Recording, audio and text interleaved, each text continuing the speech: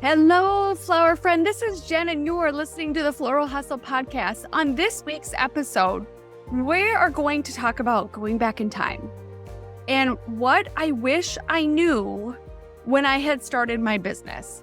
And that was a long time ago. There really wasn't like the internet like there is today because it was 17 years ago. And so there were some things that I just really was reflecting on that I was like, God, those things would have been nice to know. And I wish I had a flower or fairy godmother to tell me those things. So consider me your fairy godmother today, sharing these things that literally I feel like if I would have known them so long ago that I would be a different person at a way earlier point in my life.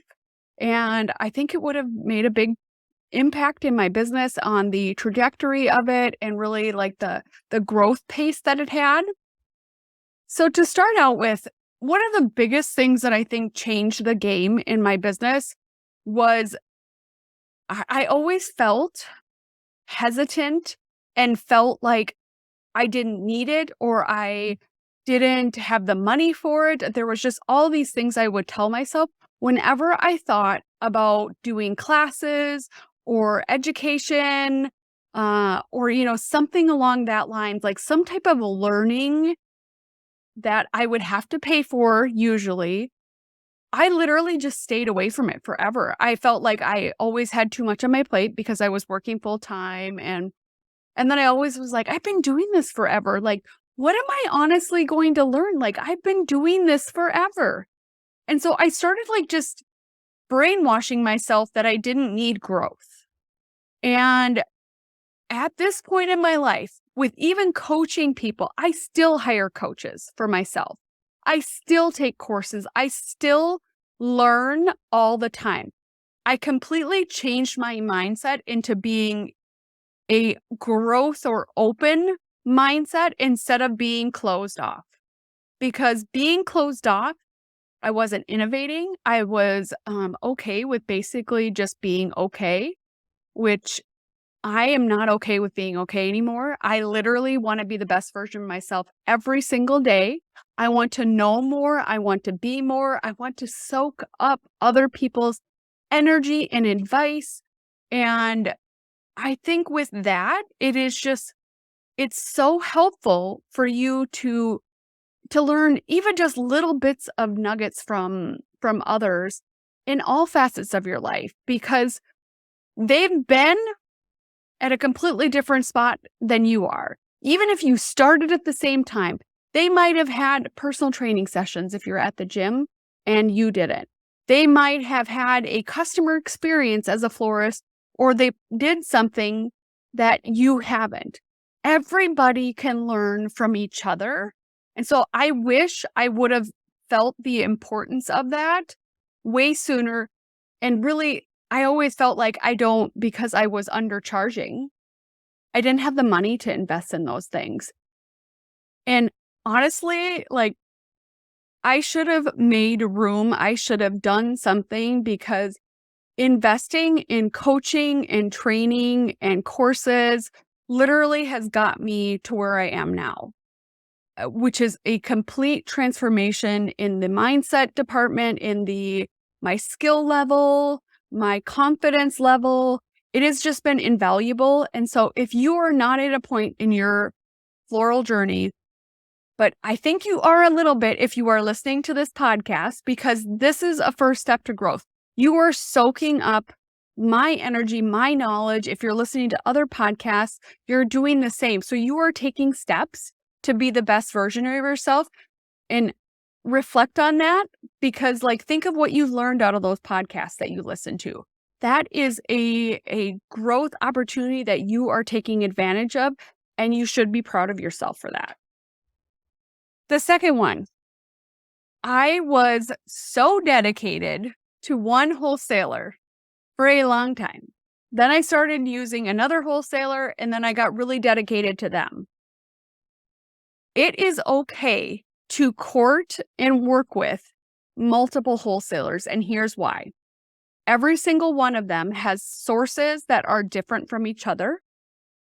They often have different pricing structures. They have different buyers. They have a different level of operating.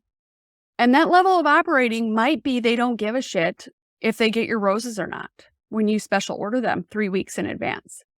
Or that level of operating might be them coming down to your studio and wanting to figure out, how can I do more business with you? Like, what didn't go right? What went wrong? Which was a wholesaler just a week ago for me. And that level of caring is huge, because you are not just a business, you are a person that is literally making promises to yourself, making promises to your couples that you're going to deliver certain things, like a certain look, feel, texture of their wedding flowers. And if if your wholesaler doesn't deliver, like, that's you. Your couple isn't getting mad at the wholesaler. They're getting upset at you. As long as I think that that's very avoidable if you have set up the whole discussion from the get-go on the right kind of vibe or playing field, which I've talked about in another episode, to not promise specific blooms to your couples. But with that, like, literally that wholesaler is like your success contingency plan, which is not a great space to live in. You want to be able to feel confident that that wholesaler is the best at getting these types of things. And when you don't test multiple wholesalers, then you're just you're playing roulette and you don't know. They could get it. The buyer could be on today. The buyer could have, sourced it from the right farm. So difficult items, I personally source them from 2 wholesalers, because if both of them disappoint me, then it's probably really a problem with that product in the market. But I am upping my chances of success by ordering from both of them. And what I usually do is I split my order that I need and maybe just add a little bit extra from each place. Because then if I only get from one as well, then I still got it. I can still use it in the bouquets or use it in an impactful way that will pop to my couple. So it's okay to cheat on your wholesaler and have another one. Totally okay.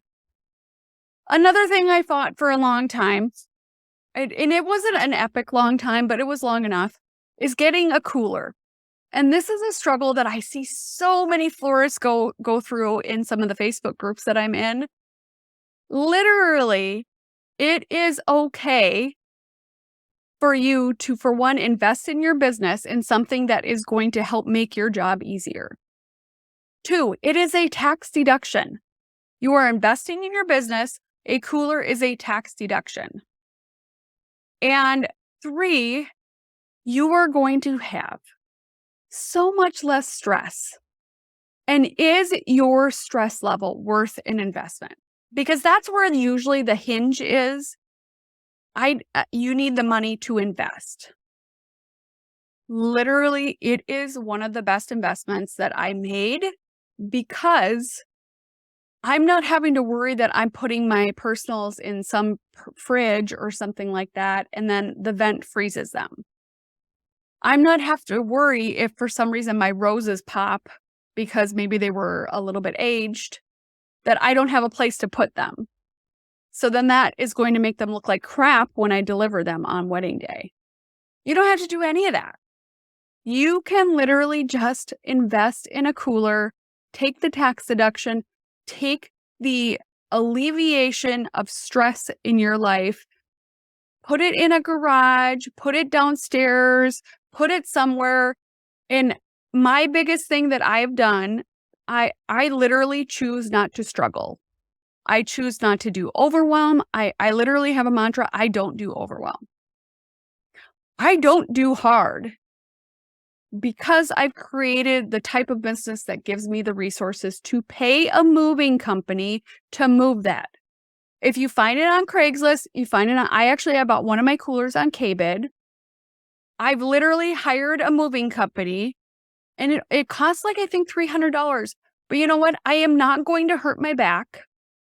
I am not going to hurt my partners or some people that work for me, their back. I am not going to stress about Do I have the right straps? Do I have all that right? You do not need to do that. You are an action-taking, problem-solving person. And hiring a moving company for this item is so worth it for you not to be stressing about moving this cooler for a week. You don't need to stress. Somebody else can handle the stress for you. All right. Then I also, when it comes to a lot of these things are investment related. I literally didn't invest in like key rental pieces that I have now that literally are very good money makers, that are kind of cornerstones of my floral designs because I use those items. So if you are thinking having an arch in your inventory is a, let's just say $400 to $500 investment, and you're going to have to rent it out a few times to recoup that, that investment is so worth it. I hesitated on this for so long, and about 5 years ago, I got my first arch that literally a mother of the bride gave me as part of, I think, like a tip just to say thank you for all the work I did. And I've literally rented this free arch out. It is a copper kind of upside down U arch. I have rented it out, and I rent it for $100. I've rented it out at least, I would say, 15 times. 15 times. And it was free. So that arch sells on Etsy. That's where I would get it from if I wanted another one, for like $300. Then I added, and I did an Instagram reel about this. I added a gold double hoop round arch, and it was around $400 as well, I believe. And I've rented that out like 17 times. That one was more expensive than, of course, free when I got the free arch from the mother of the bride. But I have literally, because the designs I can do on that round arch are usually cooler and bigger and better, I've gotten to do so many things with that arch because of it. So think about all of those possibilities. If you're craving a certain arch or a certain thing in your business, like, make that move, because if you're inspired by it, you're going to be able to sell that to your couples. I am in love with a new rental set that I have that has these dainty, beautiful bud vases, has these candle holders that I got from Jamalia's Gardens that are ribbed, and I have all different sizes, plus taper candle holders that I sourced from Yummy Candles. And so I have this set, and I have beautiful pictures of what it looks like all together. And it is so easy for me to sell this as a set. And it was an investment to get all these pieces, but I can sell that. I think I have it this season. I think I have 7 weddings with it. And my taper candle holders, literally, I rent them for what they originally cost. And I think I rented them out for probably like 8 or 9 weddings last year, and they were new in my inventory. And that's like when I really rented them out. There were several head tables that I rented them out in addition to that. So that rental item, like when you see a key rental item that you feel like you would be able to sell the shit out of it, do it, because you are inspired, you are pushed, you are like being creatively driven by this item. And it will make your money back fast. Then I want to talk about like being a people pleaser and things that I now know that I didn't need to say yes to. I didn't need to say yes to everyone and everything that came my way. I felt like I needed to do more, which you've probably heard me talk about before. More of all of these things, like more weddings, more of these ugly centerpieces that I absolutely hate, more of all of these things, because more mason jar, like baby's breath things. And I know now I can just say, you know what, that really isn't something that our studio specializes in. we specialize in garden style, luxury or higher end centerpieces. And baby's breath and mason jars does not fit into our current business model. You can easily support that. You put a hard line on, I don't need to do these things anymore, or I don't need to do them, period, because they hurt my heart to do them. Then I didn't need to do 100 weddings. I did 127 weddings one year while working full time. It was before children, but I was taking care of my parents because both of them, especially my dad, he had COPD and he was on oxygen and he just wasn't ever really in good health for the almost probably the last 20 years of his life. And so I was taking care of them and running them to appointments and taking care of my parents. And I did 127 weddings. And I did a bunch of funeral work that year. It was absolutely crazy. I for some reason felt in my heart that I had to say yes to everything. I had to be the cheapest. I had to just get myself out there and get exposure for my business, which of course I might have some referrals that are coming in now because I actually went through this big pivot and changed my business name. But those people are the wrong people because I want people that actually have budgets, that actually have some style that fits with the aesthetic of my business, that literally is someone that will put some money into their flowers, not people that are $500 budget people, not people that want mason jar centerpieces. Those people I don't want to attract anymore. So doing all those weddings back then, honestly, isn't paying off now because that's not the type of couple that I want to attract. So I didn't need to do that. And it took a long time. And even now, I don't want to do as many weddings as I was. And even now, sometimes I have like those moments where like, oh, I should be doing this wedding. This person referred them and on and on and on. No, I shouldn't. I should be doing this wedding if I want, if it inspires me, if it is profitable, if it isn't stressful, then I should be doing this wedding. Not, oh, this person referred it. No, I should just be doing weddings because I need revenue and, all of those icky, like close-minded, not growth mindset thinking. Then another thing, I didn't need to be the cheapest in town. I literally felt like I need to be the cheapest in town. And I would get upset if like I lost a wedding and someone was cheaper. What? That was crazy. I am not upset. I lost a wedding this week to someone that literally I asked for their feedback anytime somebody says they went in a different direction. So if you are not asking for feedback because it feels uncomfortable, you are not going to grow unless you hear the reasons. And if that reason is somebody else was cheaper, that is okay. That is not something that I get upset about. I get upset about if for some reason they didn't like what I came up with, or they didn't like this item, or they didn't like something about, or I wasn't maybe, I don't know, like you're not responding fast enough. Some people like have no patience. And if you don't respond very fast, they like think you're not responsive enough. Or somebody responded to me sooner, which then I know that I responded right away. And I'm like, what does this person just like live and walk around with their phone open? That's not going to be me. And that doesn't need to be you. But finding out that feedback is an invaluable tool. So if somebody is cheaper and you lost that wedding because of price, that is okay. It is okay to not worry about being the cheapest in town because the cheapest in town is super stressed out, is not making the money that you are doing less weddings, and is likely going to burn themselves out.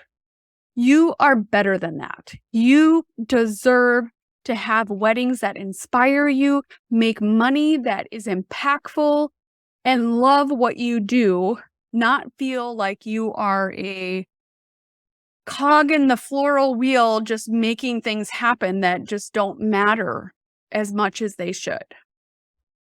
All right, next thing, I am the queen of packing stuff so strategically. You should see the stuff that gets packed in my van. I have a Chrysler Pacifica van, so it's like a regular van, not a full size, like a industrial or a fleet van.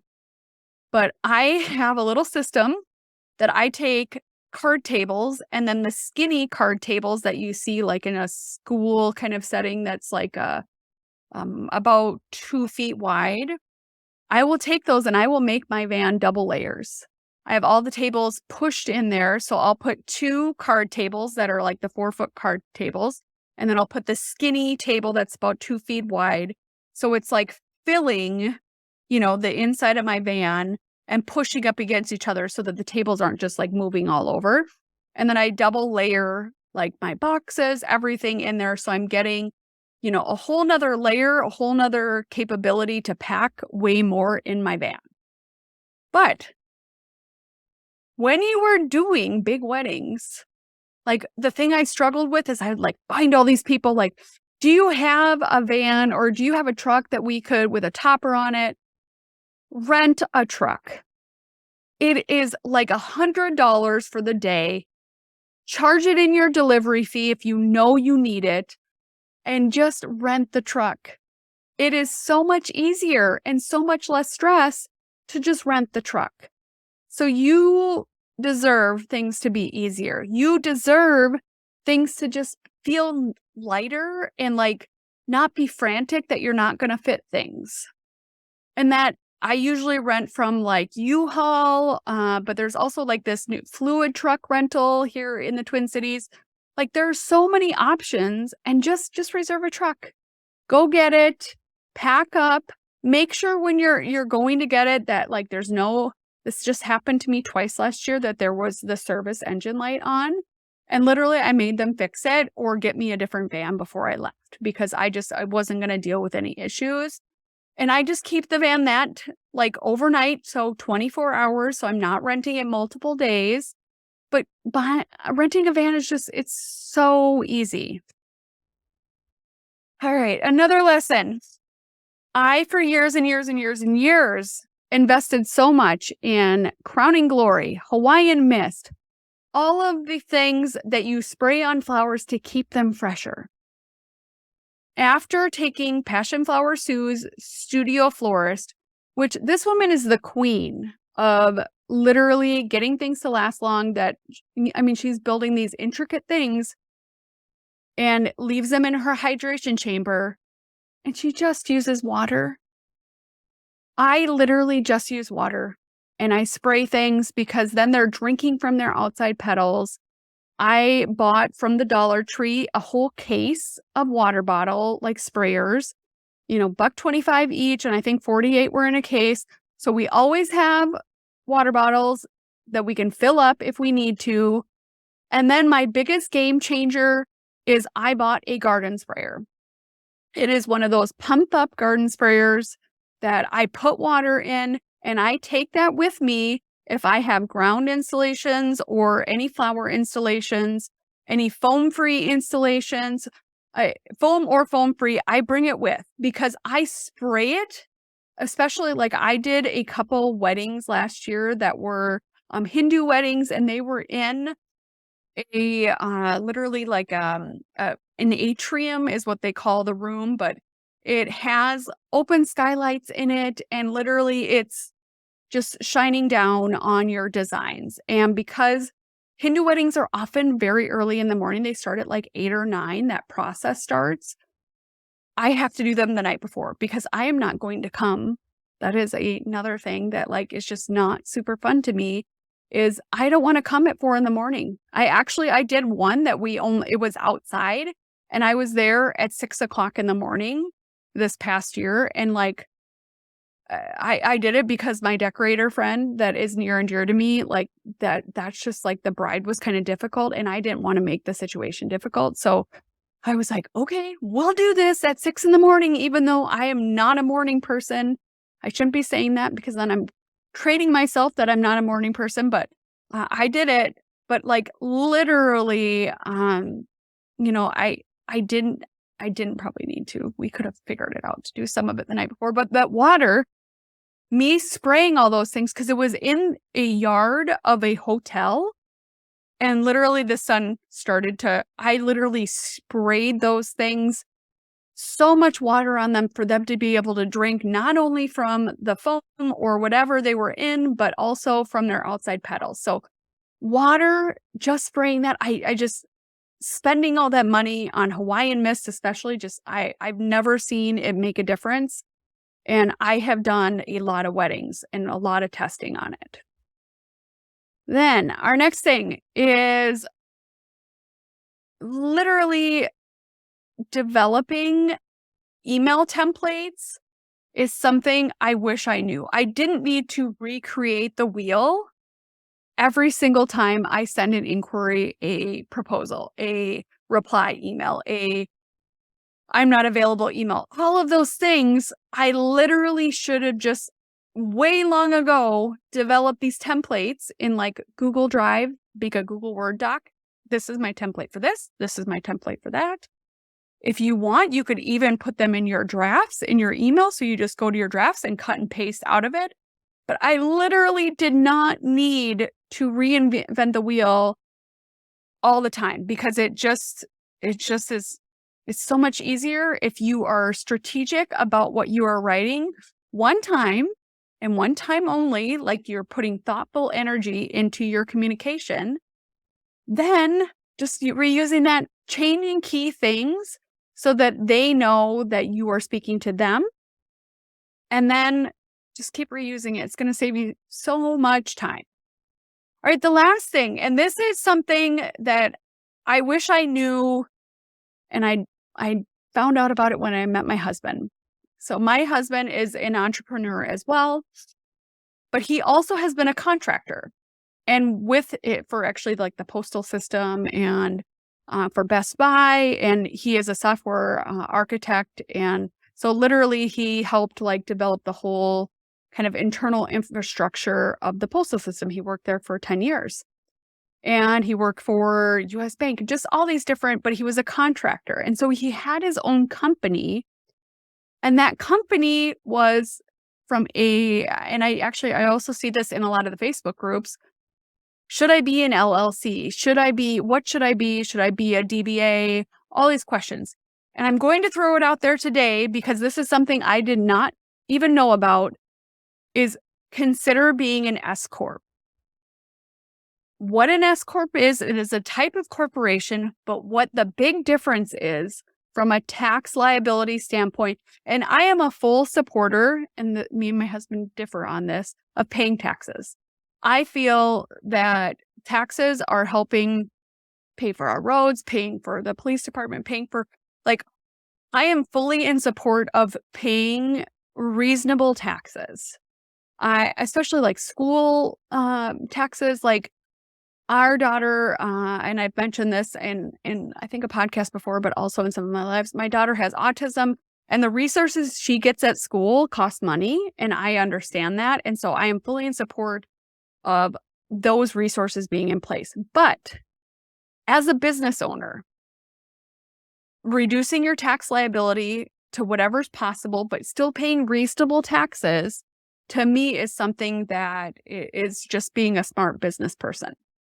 So with an S-Corp corporation, literally I am paying myself as the business owner a reasonable salary. You can deem what that, like, actually I literally just take the advisement of what my tax representative, like, she tells me is reasonable.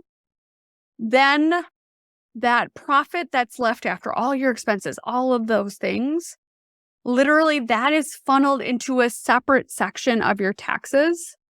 And you are then not paying Social Security and Medicare.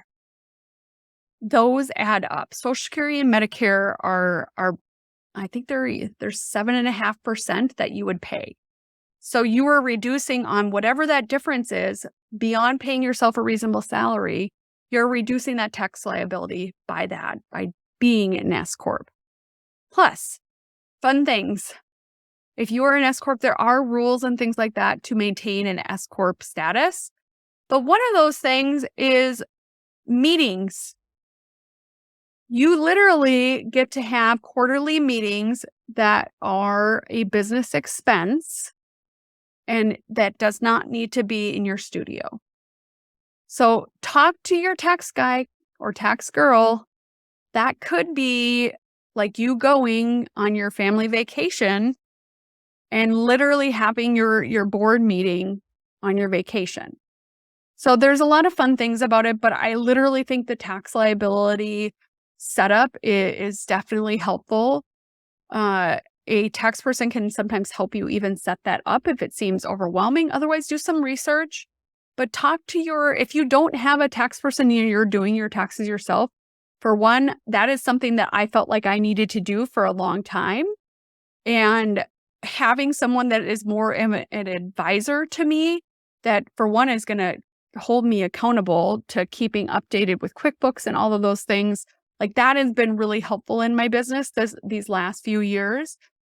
You deserve to have a tax person, even though I know it costs money, because they are going to, in the long run, help you be a better business owner. So those are just a few of the things I wanted to throw out there because I literally have just been kind of thinking through, especially I've had some people reach out in my DMs, talking about like starting a business. So if you are thinking of starting a business, I have a guide for you because I think that you taking action is so huge. So if you go to the Floral Hustle /starter kit, it is just a little thing that I put together to help walk you through from like what now looks like in your business to hopefully booking your first couple and your first wedding, and really like the things that you need to do to take action and getting that done. So I hope that's helpful. Please go check it out. It is the Floral Hustle /starter kit. And it is just a tool for you to help get it started, because taking action is sometimes really overwhelming. And I wanted this little guide to make it easier for you, because there are so much opportunity for people starting floral business right now, because people are going to be booked this year and people are going to be looking for opportunities. And why not that be you? So have a great day, flower friend. And thanks so much for listening.